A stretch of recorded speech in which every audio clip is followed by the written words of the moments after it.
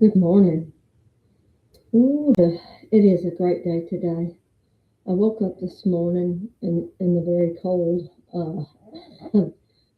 dark of the morning, and I was just laying in bed, and uh, I had to let my dogs out. My door was stuck, but I got them out. I've got a shovel by the back door now because I'm going to open it again and break the ice up so that it'll be easy to do that. I don't know if we're going to have any more ice and snow here in Texas. I don't really watch TV or the weather. If I need to find out the weather, I just ask my device or my phone. It's easy. So anyway, woke up this morning and I don't know. I don't really remember why, but I looked on my phone. Oh, I remember why. I was looking on my phone and I was reading and declaring the blessing, and I've read it before on here. Um, but before I did, somehow or another, I got on. I think it's Threads. I don't know what that is. I'm not Miss social media computer expert. My coach tells me, "You're killing me, Smalls." I told him, well, the last person that said that to me, she died, so don't say that anymore. And it was over technology. Never could remember my password. So I think she put it as ABC123. That's not my password on anything anymore. But anyway, but I got on there and I saw this one post, and this lady said, I got married again, and she said his name, and she said, and this is my third marriage after losing my two other husbands. And I was like, oh wow. And she put on there, and I think that's a good thing to do. She put on there, no negative comments, please. And one lady said, how could anybody have a negative comment because you remarried? And other comments were on there, and they were good. They were all good, and I just had to say, congratulations. You were courageous enough to do it again. And I heard the Lord kind of talking to me, and I'm like, no, Lord, I don't want to do this again. I don't ever want to go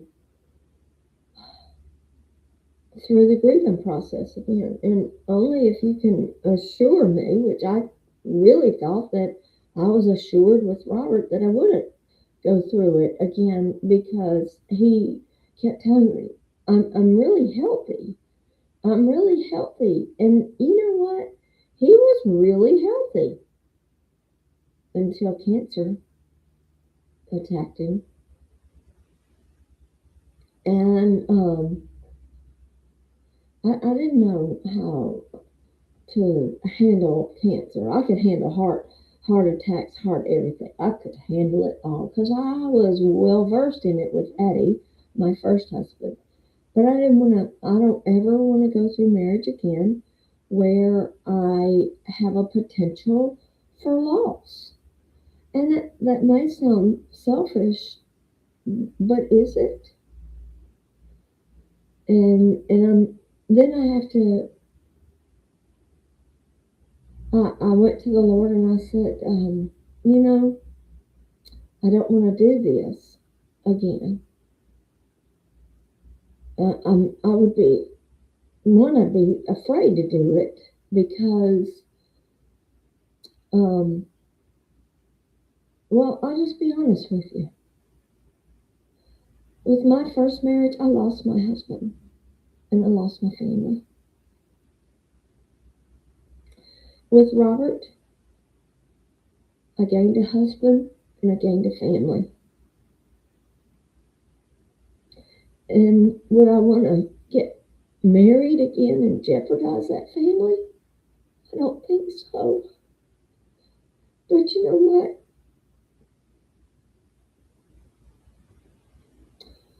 God perfects everything that concerns us, right down to the least littlest detail. And he was talking to me about it. He's like, you wouldn't lose your family, you would extend your family, expand. And I'm like, let's don't do this. And the thought of it this soon, because February 7th will be 6 months.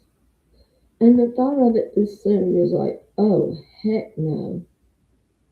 And I definitely don't want to ever depend on a man for money. I don't want to, and I would tell that to Robert. I don't want to depend on you for money. So we kept our finances separate until he was like, Christy, we need to get together. We need to do this together. And I was like, okay. So I did. And for some reason, I held on to a bank account. I didn't have any money in it, but I held on to that bank account. And he was like, why did you do that? And I'm like, I don't know. I don't know, but there's a reason for it. And I'm thankful for it now because it serves a purpose. But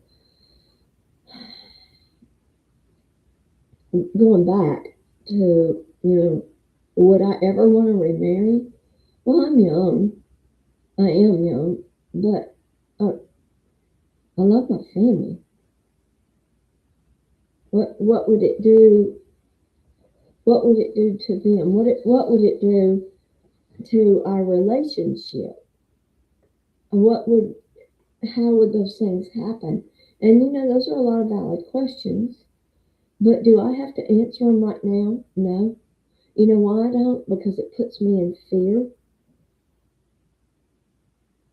And I don't want to be in fear. So, Robert had all the qualities that I was looking for in a man. Maybe except for one. But I knew with God all things were possible, and so it's relationship issues. And so I just trusted God for the relationship, Robert's relationship with him, because that's not my business. I prayed for him, but as far as, the true and intimate relationship, that's everybody's own business there. So, but anyway, I went into talking with the Lord about these things, and he led me to a minister. Her name is Liz Wright, and I've heard this many times. Well, I've heard this. I say many. I've heard this teaching probably 3 or 4 times, maybe 5. But I keep hearing it in my spirit. Lean in, lean in, lean in. And I'm like, okay. So what I want to do is because I want to know what he's saying, what Jesus is saying to me. I want to lean in. I want to press in harder, deeper, just to know, what am I doing? And then he just ministered to me a lot this morning. And then, I showed you this book the other day, Good Morning, My Love. I didn't show a good picture of it this time. But today is day 25, because today's the 25th. Oh, I am keeping up with the days. Yeehaw! And it said, Good morning, my love. That's him talking to you. You are my victorious bride. And he tells you, I brought you to my banqueting table, and my banner over you is love. So when you face difficult situations, I'll revive and refresh your heart with my sweet promises. Lean in. Lean into those promises. Lean into Him for the revival of your heart and the refreshing. He goes and he says, my left hand cradles your head. Oh, so you can lean your head back against His hand, bringing you peace to your troubled mind. My right hand holds you close so you can rest secure in my unfailing love. Just imagine having Him just hold you that close and that intimate, like a husband does.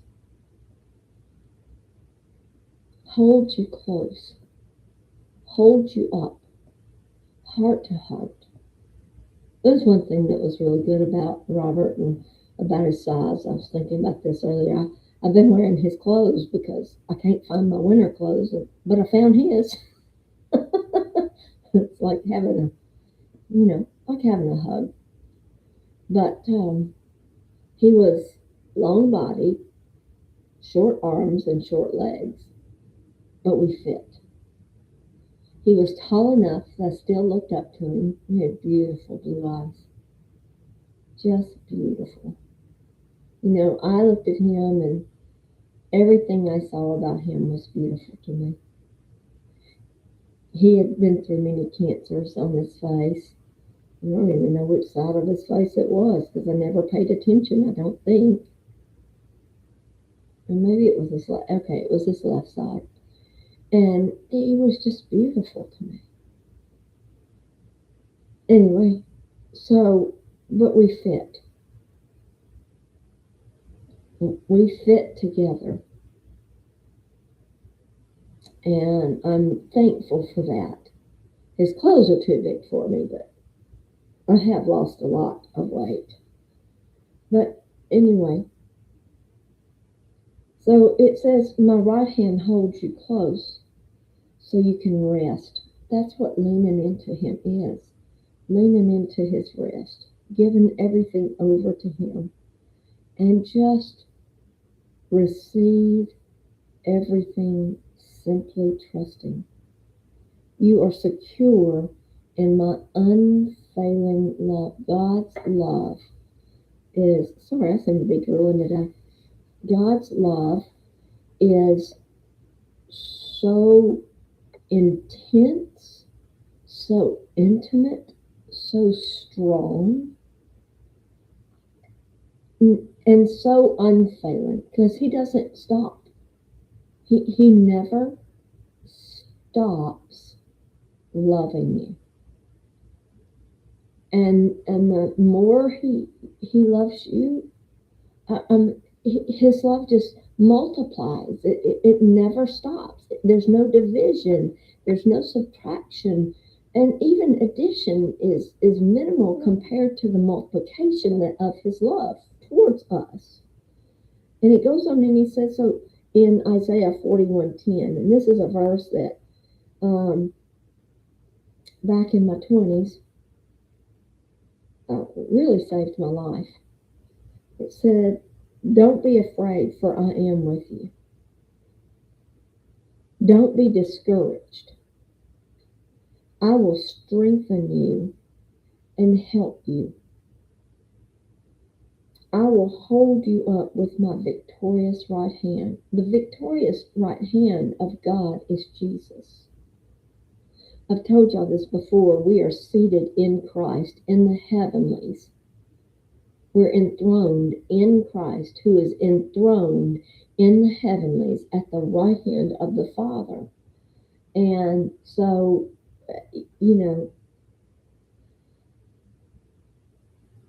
at the right hand of the Father, I will uphold you with my righteous right hand. Jesus is the right hand of the Father, and Holy Spirit is our helper. I've told you these things so that you'll have perfect peace and confidence in me. So look from my perspective at every trial life brings. So if we're looking from his perspective and we are enthroned in him, what perspective are we looking from? Are we looking up like this? Like, where is it? Where is it? Where is it? No, no. We do not have to look at life from that perspective. We just go to him and say, show me your perspective on this situation. And he does. And things always look different whenever you do that. He says, don't believe. Here's a okay. In life, we believe lies sometimes. And one of the lies that the enemy, Satan, tries to get you to believe is that God doesn't love you. God doesn't love you. How could he love you? Look what you did. Let me just tell you the truth. Believe the truth that I love you and I never fail you when you face troubles in life. That's a truth. It's written in here as a lie. It says, don't believe that I don't love you or that I've failed you when you face troubles in life, for that is a lie. So I want to speak the truth in this. Believe that I love you. Believe that I never fail you when you face troubles in life. Nothing can separate you or me, Christy, from my love, the love of God. Despite the challenges that life brings, you have overwhelming victory. You know, when we're going through trials, we don't feel very victorious. Both of the days when my husband's passed, that did not feel very victorious. It it didn't. It did not. As a matter of fact, I was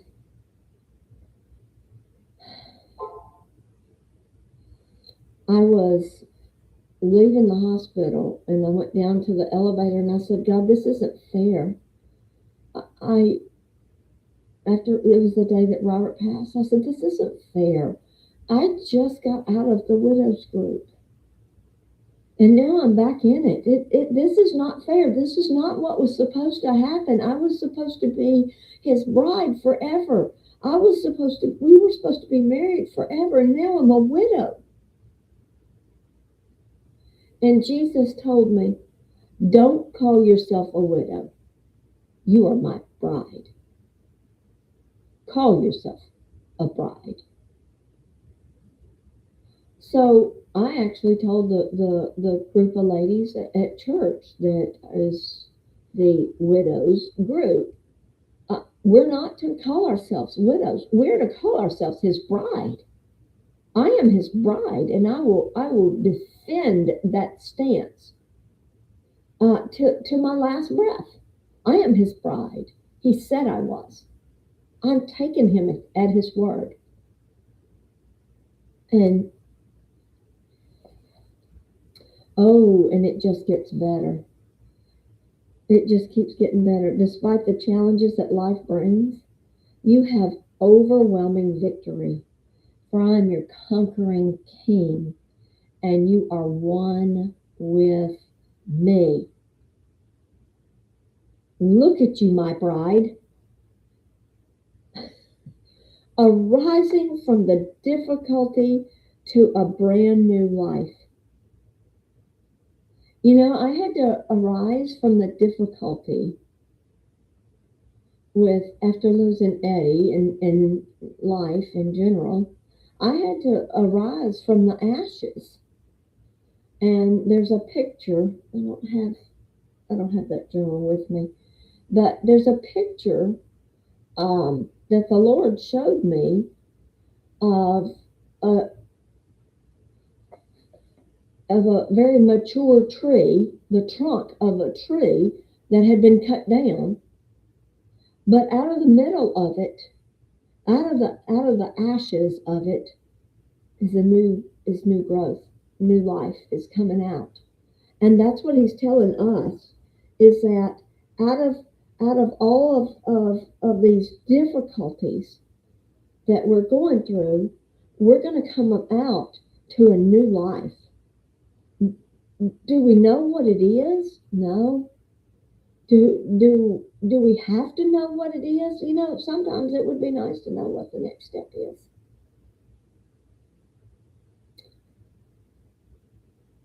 But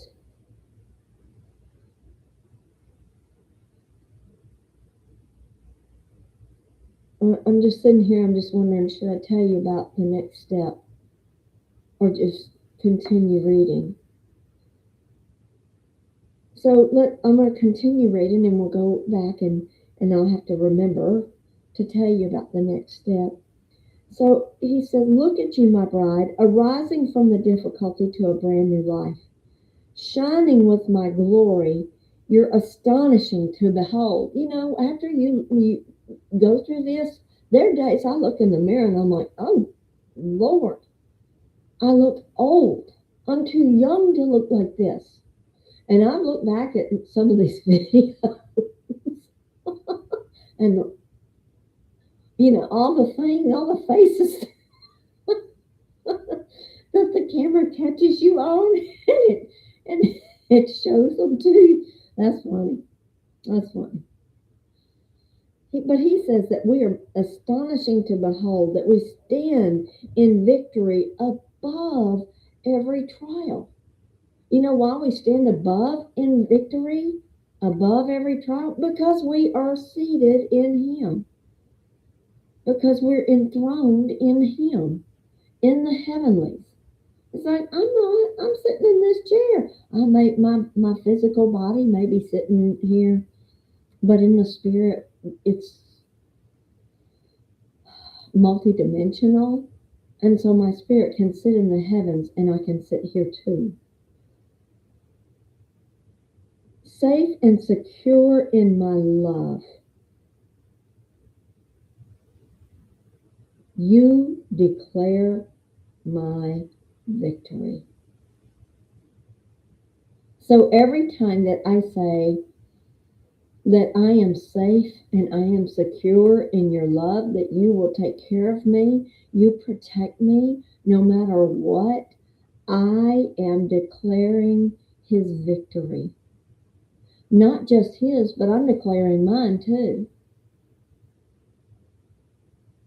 Oh, my love, what joy you bring me.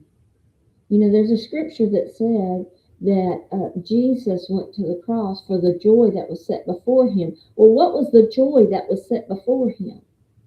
We were. So I read that and I say, I was the joy that was set before you when you went and you delivered all of us. I was that joy. And that reminds me that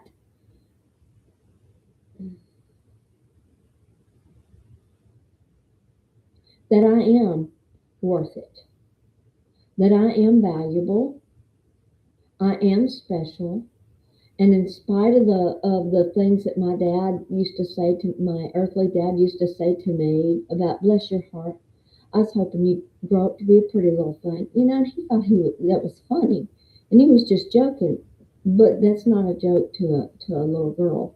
That everybody tells you that you're ugly. Look at you, your hair is curly, you're this, you're that, and all this stuff. But Jesus says that you are astonishing to behold, and that you are the joy that was set before him. That these circumstances that we're going through are temporary, because we're going through them, we're not staying in them. I'm going to go through the grieving process. I'm not going to stay in it. Am I going to have times in life that I think of them, and I could think of part of the situation, and it made me sad. Yeah, but that doesn't mean that I'm still grieving. That's just a sad memory. And I can choose at that moment to say, Jesus, what do you say about this?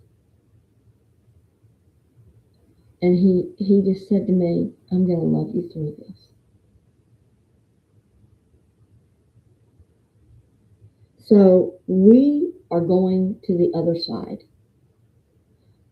I choose not to stay in grief. I choose to go to the other side. You know, Jesus got in that boat, and he told the disciples, we're going to the other side. But there was a storm, and apparently it was a pretty violent storm. But Jesus was asleep in the bow of the boat, and the disciples woke him up and said, Lord, don't you care that we perish? Don't you care? Look at our storm. Look at our storm. And he's like, where's your faith? Go. We're going to the other side. Peace, be still. And we're in him. He's in us. We don't always remember to speak to our storms and say, peace, be still, calmness, wholeness, restoration, success, victory, health. We're going to the other side. And he says right here, and you'll share our testimony with all the other brides. I believe that's what my calling is in this social media, YouTube channel, and all the other stuff that's going to be set up and put out there for the whole world to see my life. It's a testimony to all the other brides that, you know, we go through some tough times, uh, but we go through it. You know, mothers losing their children go through tough times, but and my heart really goes out to them. I lost my children, but I didn't lose my children to death. I lost them to separation, the choices that were made, and it was hurtful, but it's not as hurtful as losing a child to death. You know, not everybody knows this, but those children are in heaven, and they're waiting. They are waiting, and parents, I tell you, you will get to see those children in heaven. You will get to nurture and love and raise those children again. I'm just encouraging you in this because it is true. It is true. You will get to have those children again. The difference is, you know, we could have them here on this earth, and they would have to go through all the hardships and things that everybody has to deal with here on earth.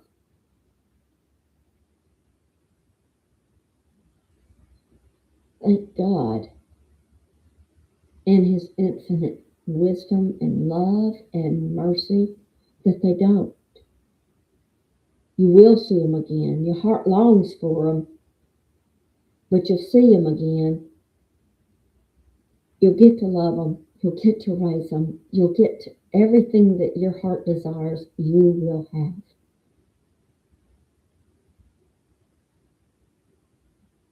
Trust God. Trust him. Lean into him.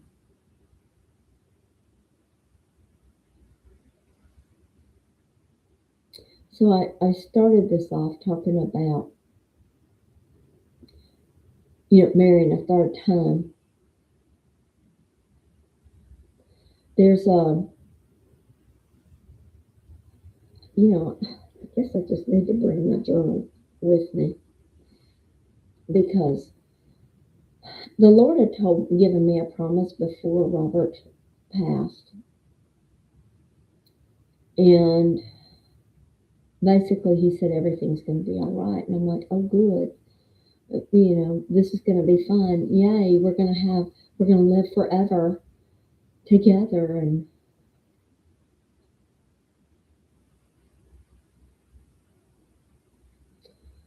And then when he died, I went back and I said, Lord, I don't understand. You told me that everything was going to be good. And then he died. And so I said, because I had to choose, nevertheless, it's not my will. I don't have to understand, but it's not my will. Oh, he just said, you will understand. He gives us understanding. He doesn't always tell us right then, but I at that time I was like, I don't understand, but not my will, yours be done. And I don't like it, but I did not see the big picture. I've talked to y'all before about how I see God shows me my life. It's in puzzles.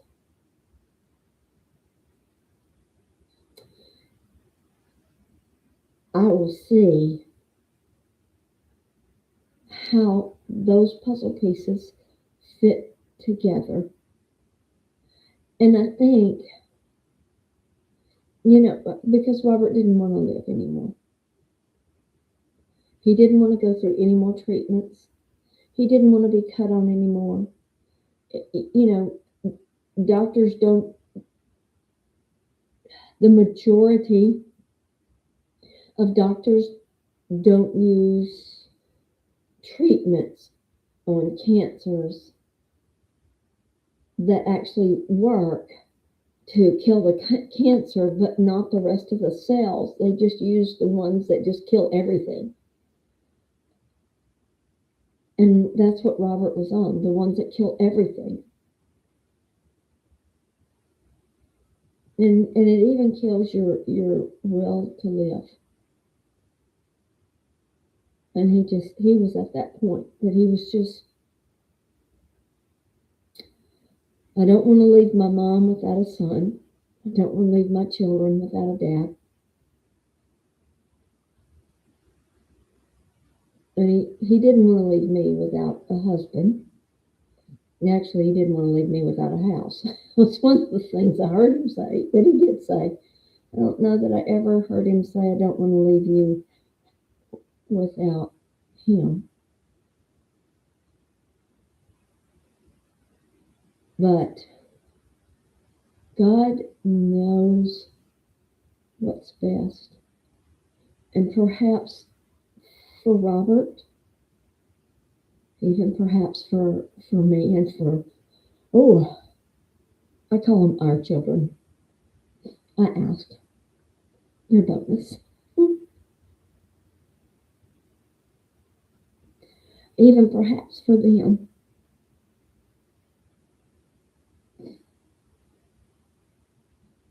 It doesn't look like it's the best thing, but maybe it is. For the youngest daughter, Daddy won't walk her down the aisle when she marries, but Daddy gave his blessing. And he's going to be there in her heart. And I pray that we always have a good relationship, because I want to be there, because he'll be there in my heart.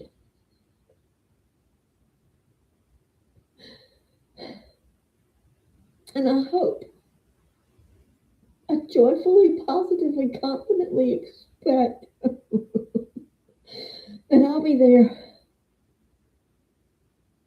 for all the grandbabies that are yet, that the two that he has, that we have, and and all the ones that are to come. I hope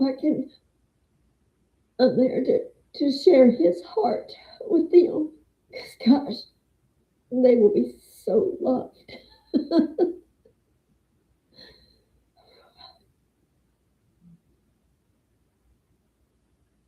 I'm gonna leave this today. I'm gonna leave this one um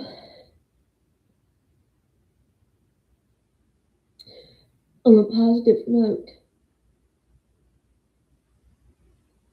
It's a snow and ice storm.